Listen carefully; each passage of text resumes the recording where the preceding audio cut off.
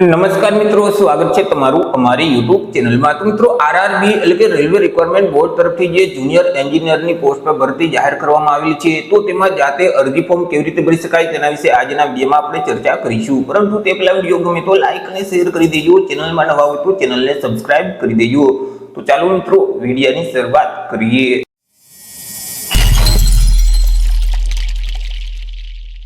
તો સૌથી પહેલા મિત્રો, તમારે તમારા મોબાઈલમાંથી અથવા તો લેપટોપ કે પીસીમાંથી કોઈ પણ એક ઇન્ટરનેટ બ્રાઉઝરને ઓપન કરવાનું રહેશે અને ત્યાં સર્ચ બોક્સમાં ટાઈપ કરવાનું રહેશે આરઆરબી। જેવું મિત્રો તમે આરઆરબી ટાઈપ કરી તમે તેને સર્ચ કરશો તો આરઆરબી અમદાવાદની ઓફિશિયલ વેબસાઇટ તમને સૌથી પહેલા જોવા મળશે, rrbahamdabad.gov.in। તે વેબસાઇટ ઉપર તમારે ક્લિક કરી દેવાનું રહેશે। વેબસાઇટ ઉપર ક્લિક કરશો એટલે રેલવે રિક્વાયરમેન્ટ બોર્ડ અમદાવાદની ઓફિશિયલ વેબસાઇટ ઓપન થઈ જશે। નીચે સ્ક્રોલ કરશો તો અપડેટમાં જેઈ નો ઓપ્શન સૌથી પહેલા જોવા મળશે, તેના ઉપર ક્લિક કરી દેવાનું રહેશે, જેથી કરી ફરીથી આ મુજબની એક સ્ક્રીન ઓપન થઈ જશે। અહીં મિત્રો એપ્લાયનો તમને એક ઓપ્શન જોવા મળશે, તેના ઉપર ક્લિક કરશો એટલે ફરીથી એક નવા ટેબમાં આ મુજબની સ્ક્રીન ઓપન થઈ જશે। મિત્રો ઓનલાઈન અરજી ફોર્મ ભરવા માટે અહીં તમને એપ્લાયનો ઓપ્શન જોવા મળશે, તેના ઉપર ક્લિક કરશો તો સબ મેનુમાં અલગ અલગ બે ઓપ્શન જોવા મળશે। હવે મિત્રો પોર્ટલ ઉપર ઓલરેડી તમે રજીસ્ટ્રેશન કરેલ છે તો અહીં જે સેકન્ડ નંબરનો ઓપ્શન છે ઓલરેડી હેવ એન એકાઉન્ટ, તેના ઉપર ક્લિક કરી અને આગળ વધવાનું રહેશે। પરંતુ મિત્રો આરઆરબી ના પોર્ટલ ઉપર હજી સુધી તમે તમારું એકાઉન્ટ ક્રિએટ નથી કરેલ, રજીસ્ટ્રેશન નથી કરેલ, તો અહીં સૌથી પહેલા જે ઓપ્શન આપેલ છે ક્રિએટ એન એકાઉન્ટ, તેના ઉપર ક્લિક કરી દેવાનું રહેશે। જેવું મિત્રો તમે ક્રિએટ એન એકાઉન્ટના બટન ઉપર ક્લિક કરશો તો આ મુજબની એક નોટિસ જોવા મળશે। મિત્રો અહીં રેલવે વિભાગ તરફથી એએલપી એટલે કે આસિસ્ટન્ટ લોકો પાયલોટ છે, ટેકનિશિયનની પોસ્ટ છે। ત્યાર પછી મિત્રો રેલવે પ્રોટેક્શન ફોર્સમાં જે સબ ઇન્સ્પેક્ટર અને કોન્સ્ટેબલની ભરતી બહાર પાડવામાં આવેલી હતી, ત્યારે જો તમે અરજી ફોર્મ ભરેલું હોય તો ફરીથી અહીં રજીસ્ટ્રેશન કરવાની જરૂરિયાત રહેતી નથી। ત્યારે તમને જે યુઝર આઈડી અને પાસવર્ડ આપવામાં આવેલા છે તે આઈડી પાસવર્ડ વડે લોગિન કરી તમે અરજી ફોર્મ ભરી શકશો। આગળ મિત્રો તમને એક રજીસ્ટ્રેશન ફોર્મ આપી દેવામાં આવશે, તે ફોર્મમાં તમામ માહિતી ભરવાની રહેશે। સૌથી પહેલા કન્ટ્રીનું નામ અહીંથી સિલેક્ટ કરી દેવાનું રહેશે, ત્યાર પછી તમારી પર્સનલ ઇન્ફોર્મેશન આપવાની રહેશે। ધોરણ 10 ની માર્કશીટમાં જેવી રીતે તમારું નામ છે એવી જ રીતે નામ, આખું નામ અહીં ટાઈપ કરવાનું રહેશે અને ફરીથી વેરીફાઈ માટે આખું નામ આ બોક્સમાં ટાઈપ કરી દેવાનું રહેશે। મિત્રો તમે નામમાં જો કોઈ પણ પ્રકારનો ફેરફાર કરાવ્યો હોય તો યસ સિલેક્ટ કરી દેવાનું રહેશે અને જે નવું નામ છે તે આ બોક્સમાં ટાઈપ કરવાનું રહેશે અને ફરીથી વેરીફાઈ માટે નવું નામ આ બોક્સમાં ટાઈપ કરી દેવાનું રહેશે। પરંતુ તમે નામમાં કોઈ પણ પ્રકારનો ફેરફાર નથી કરાવેલ તો અહીં તમારે નો સિલેક્ટ જ રાખવાનું રહેશે। ધોરણ 10 મુજબ મિત્રો તમારી જે જન્મ તારીખ હોય તે જન્મ તારીખ અહીંથી સિલેક્ટ કરી દેવાની રહેશે અને ફરીથી વેરીફાઈ માટે જન્મ તારીખ આ બોક્સમાં ટાઈપ કરી દેવાની રહેશે।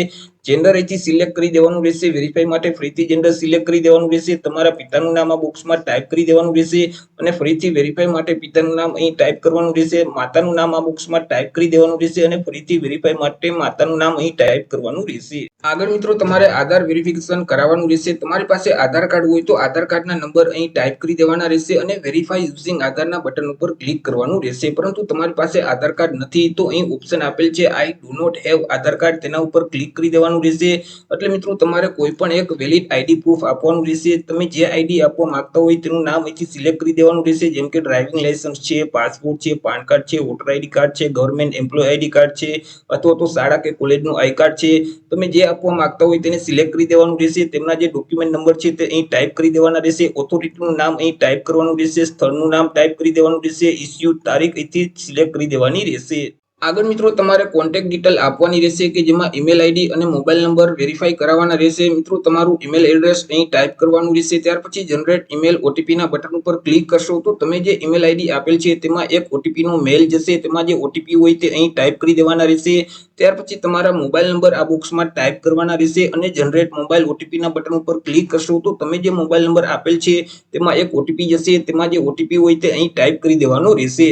આગળ તમારે પાસવર્ડ છે તે ક્રિએટ કરવાનું રહેશે। તમે જે પાસવર્ડ રાખવા માંગતા હોય તે પાસવર્ડ અહીં ટાઈપ કરવાનું રહેશે અને ફરીથી તે પાસવર્ડને કન્ફર્મ કરવા માટે અહીં ટાઈપ કરી દેવાનું રહેશે। અહીં જે કેપ્ચા કોડ આપવામાં આવેલા છે સેમ કોડ અહીં ટાઈપ કરી અને પ્રિવ્યુ એન્ડ ક્રિએટ એન એકાઉન્ટના બટન ઉપર ક્લિક કરી દેવાનું રહેશે, જેથી કરી મિત્રો તમે જે રજીસ્ટ્રેશન ફોર્મ ભરેલ છે તે પ્રિવ્યુ મોડમાં ઓપન થઈ જશે। તેમાં એકવાર તમામ માહિતી ચેક કરી લેવાની રહેશે। જો કોઈ ભૂલ હોય અને તમે તેને એડિટ કરવા માંગતા હોય તો એડિટનો જે ઓપ્શન છે તેના ઉપર ક્લિક કરી તમે સુધારી શકશો, પરંતુ કોઈ પણ પ્રકારની ભૂલ નથી તો અહીં જે ડિક્લેરેશન આપવામાં આવેલ છે તે વાંચી એક્સેપ્ટ કરવા માટે ચેકબોક્સમાં ટીક કરી દેવાનું રહેશે અને ક્રિએટ એન એકાઉન્ટના બટન ઉપર ક્લિક કરવાનું રહેશે. જેવું તમે ક્રિએટ એન એકાઉન્ટના બટન ઉપર ક્લિક કરશો તો તમારું રજિસ્ટ્રેશન સક્સેસફુલ થઈ જશે. રજિસ્ટ્રેશન કર્યા પછી આગળ મિત્રો તમારે આઈડી પાસવર્ડ વડે લોગિન કરવાનું રહેશે. લોગિન કરવા માટે ફરીથી હોમ સ્ક્રીન પર આવશો એટલે એપ્લાયના બટન પર ક્લિક કરશો તો અહીં તમને ઓપ્શન જોવા મળશે ઓલરેડી હેવ એન એકાઉન્ટ, તેના ઉપર ક્લિક કરી દેવાનું રહેશે. હવે મિત્રો રજિસ્ટ્રેશન કરતી વખતે તમે જે મોબાઈલ નંબર અથવા તો ઈમેલ આઈડી આપેલ છે તે મોબાઈલ નંબર અથવા ઈમેલ આઈડી આ બોક્સમાં ટાઈપ કરી દેવાના રહેશે. રજિસ્ટ્રેશન કરતી વખતે તમે જે પાસવર્ડ સેટ કરેલ છે તે પાસવર્ડ અહીં ટાઈપ કરી દેવાનું રહેશે. અહીં જે કેપ્ચા કોડ છે, સિક્યુરિટી કોડ છે તે આ બોક્સમાં ટાઈપ કરી અને લોગિનના બટન ઉપર ક્લિક કરી દેવાનું રહેશે. જેવું મિત્રો તમે તમારા યુઝર આઈડી પાસવર્ડ વડે લોગિન કરશો એટલે આ મુજબની એક સ્ક્રીન ઓપન થઈ જશે. અહીં ડિક્લેરેશન આપેલ છે તેને એકવાર વાંચી લેવાનું રહેશે. ત્યાર પછી ઓનલાઈન એપ્લિકેશનનો જે ઓપ્શન છે તેના ઉપર ક્લિક કરવાનું રહેશે. જેથી કરી આગળ આ મુજબની એક સ્ક્રીન ઓપન થઈ જશે. હવે મિત્રો તમારે જે આરઆરબી માં અરજી કરવી હોય તે બોર્ડનું નામ અહીંથી સિલેક્ટ કરવાનું રહેશે. તો આપણે ગુજરાતમાં અમદાવાદ બોર્ડ લાગુ પડે છે તો અહીં મિત્રો આપણે અમદાવાદ સિલેક્ટ કરી દઈશું. ત્યાર પછી ડિક્લેરેશન આપેલ છે તેને એક્સેપ્ટ કરવા માટે ચેકબોક્સમાં ટિક કરી દેશું અને નેક્સ્ટના બટન ઉપર ક્લિક કરી દેવાનું રહેશે. આગળ મિત્રો તમને એક અરજી ફોર્મ આપી દેવામાં આવશે. તેમાં તમામ માહિતી ભરવાની રહેશે, પરંતુ રજિસ્ટ્રેશન કરતી વખતે તમે જે પર્સનલ માહિતી આપેલ છે તે અહીં ઓટોમેટિક લઈ લેશે. તેમાં તમને કોઈ પણ પ્રકારનો ફેરફાર કરવા દેશે નહીં. મેરિટલ સ્ટેટસ અહીંથી તમારે સિલેક્ટ કરી દેવાનું રહેશે. તમારો જે તે ધર્મ હોય તે ધર્મ અહીંથી સિલેક્ટ કરી દેવાનું રહેશે. માતૃભાષા અહીંથી સિલેક્ટ કરી દેવાની રહેશે. તમે કઈ લેંગ્વેજમાં પરીક્ષા આપવા માંગો છો તે લેંગ્વેજ અહીંથી સિલેક્ટ કરવાની રહેશે. ત્યાર પછી તમારે શરીરના બે આઈડેન્ટિફિકેશન માર્ક આપવાના રહેશે. પહેલું ચિહ્નનું નામ અહીં ટાઈપ કરવાનું રહેશે અને બીજા ચિહ્નનું નામ અહીં ટાઈપ કરી દેવાનું રહેશે.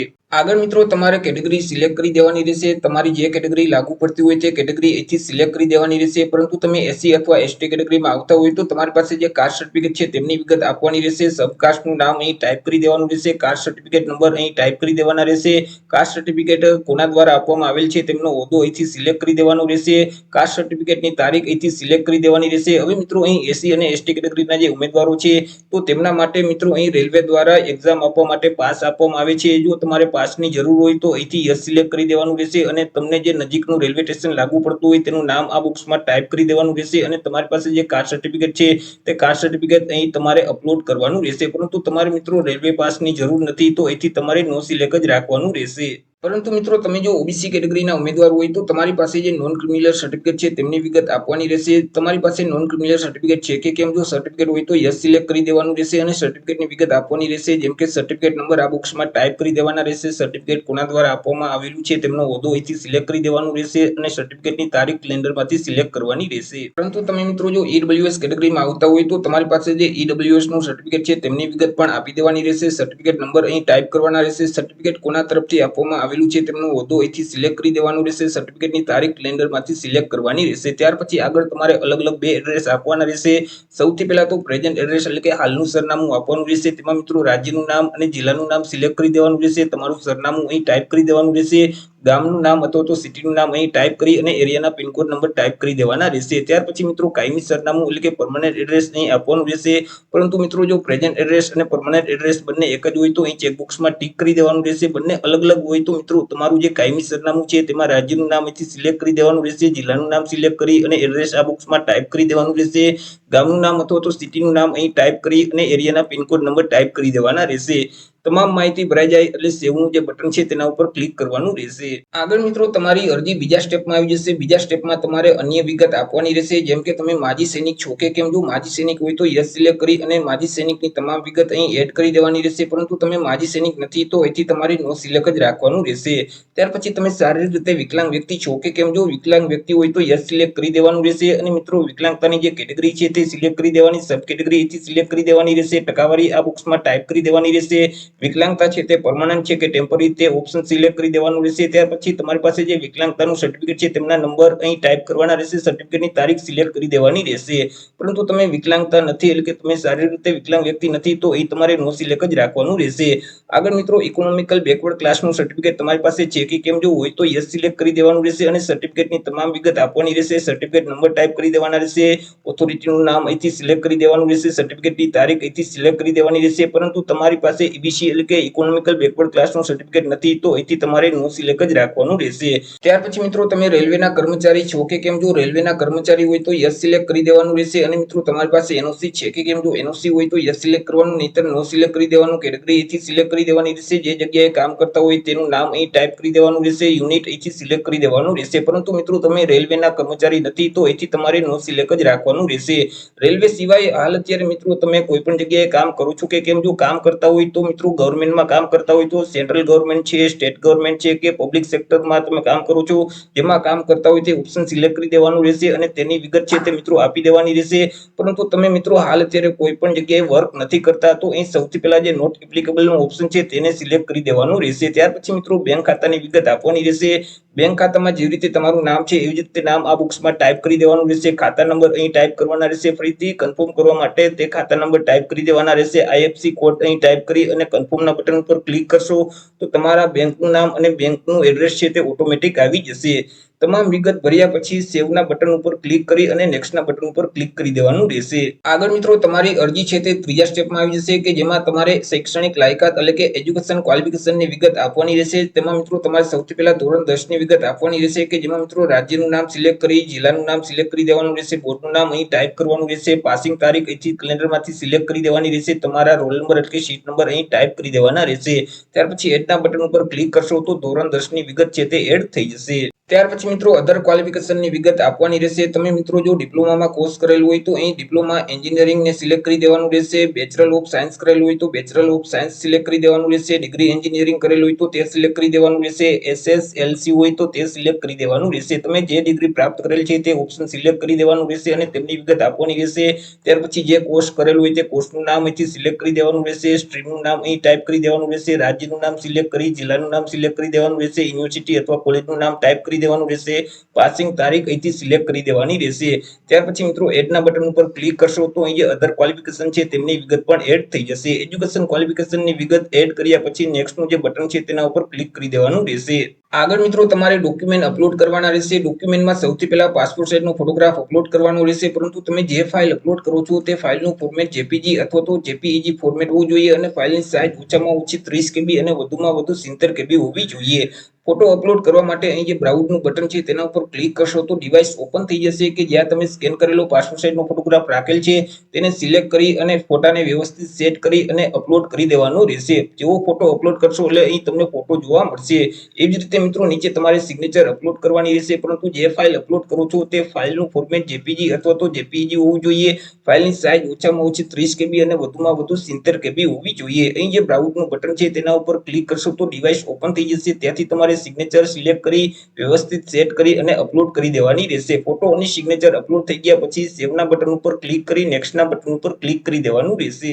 મિત્રો તમે જે એજ્યુકેશન ક્વોલિફિકેશનની વિગત આપેલ છે તે મુજબ મિત્રો તમને જે પોસ્ટ લાગુ પડતી હશે તેનું લિસ્ટ જોવા મળશે. તેમાંથી તમારે જે પોસ્ટમાં અરજી ફોર્મ ભરવું છે તો તેને એડ કરી દેવાની રહેશે. પોસ્ટને એડ કરવા માટે એની નામની સામે જે પ્લસની નિશાની છે તેના ઉપર ક્લિક કરી દેવાનું રહેશે. તમારે તમારી પસંદગી મુજબ પોસ્ટને એડ કરવાની રહેશે. જેવું તમે પ્લસની નિશાની ઉપર ક્લિક કરશો એટલે તમે અહીં જોઈ શકશો તમે જે પસંદગી મુજબ પોસ્ટ એડ કરેલ છે તેનું લિસ્ટ આ બાજુ તમને જોવા મળશે. ત્યાર પછી ડિક્લેરેશન વાંચી એક્સેપ્ટ કરવા માટે ચેકબોક્સમાં ટીક કરી દેવાનું રહેશે. અહીંથી મિત્રો એક્ઝામ ગ્રુપને સિલેક્ટ કરી દેવાનું રહેશે. ત્યાર પછી મિત્રો અહીં જે ડિક્લેરેશન છે તેને એકવાર વાંચી લેવાનું રહેશે. એક્સેપ્ટ કરવા માટે ચેકબોક્સમાં ટીક કરી દેવાનું રહેશે.